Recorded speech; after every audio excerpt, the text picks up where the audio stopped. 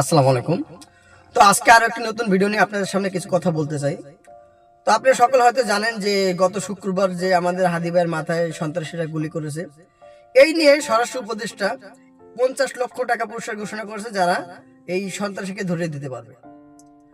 আর এদিকে ছাত্র জনতা ঘোষণা করছে যারা এই স্বরাষ্ট্র উপদেষ্টাকে পদত্যাগ করাতে পারবে তাকে 1 কোটি টাকা ঘোষণা করা হবে। তো আমি প্রমাণ ছাড়া কথা বলবো না, আগে ভিডিওটা দেখেন, তারপর কিছু কথা বলতে চাই।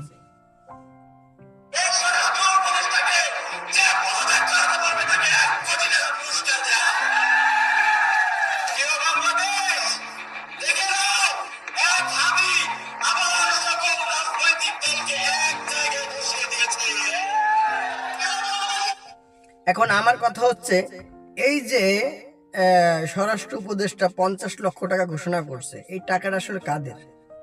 এই স্বরাষ্ট্র উপদেষ্টা 50 লক্ষ টাকা কি পকেট থেকে দেবে, নাকি আমাদের সাধারণ যে জনগণের টাকা, জনগণের ট্যাক্সের টাকা? আরো একটা কথা এখানে রয়ে যায় যে এই যে যদি এই সাধারণ জনগণই যদি সন্ত্রাসীদের ধরতো, তাহলে পুলিশ প্রশাসন এরা কি করতেছে? এদেরকে টাকা দিয়ে পালার দরকার কি? মাসে মাসে বেতন দিয়া বা তারপরে রেশন দিয়া এদের পালা দরকার কিসের? আর আমরা ওনাদের কাছে অস্ত্র থাকা সত্ত্বেও আসামিদের ধরতে পারতেছে না, আর আমরা সাধারণ জনগণ সন্ত্রাসী ধরতে যাই, আমরা আবার গুলিবিদ্ধ হব। এটা আমার কথা না, এটা হচ্ছে সাধারণ ছাত্র জনতার কথা। এই ছাত্র জনতা বলছে যে এই মাজা ভাঙা স্বরাষ্ট্র উপদেষ্টাকে পদত্যাগ করতে হবে, এবং যে একে পদত্যাগ করতে পারবে তাকে 1 কোটি টাকা পুরস্কার দেবে।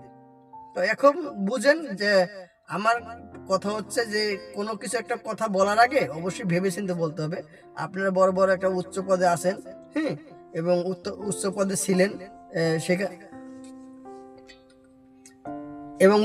ছিলেন, সেখান থেকে আসছেন আমার জানা মতে, কিন্তু কথা বলার আগে ভেবেচিন্তে বলবেন। আপনি 50 লক্ষ টাকা ঘোষণা করছেন যে সন্ত্রাসীদের যে ধরে দিতে পারবে, তাহলে পুলিশ প্রশাসন কি করতেছে?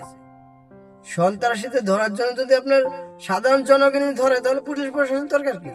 কেন এদের বেতন দিবেন? আপনি এদের বেতন কেন দিবেন? এবার দেখেন, আপনি 50 লক্ষ টাকা ঘোষণা করছেন, সরকার টাকা দিয়ে 50 পুরস্কার দিবেন, আর এদিকে ছাত্র জনতা ঘোষণা করছে ওদের নিজের টাকা দিয়ে আপনাকে পদত্যাগ করাবে।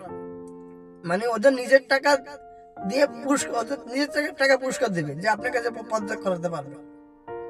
তো সত্যি কি আপনি পদত্যাগ করবেন? আপোষে পদত্যাগ করবেন, নাকি ছাত্র জনতা আপনাকে এইভাবে অপমান করে পদত্যাগ করাবে?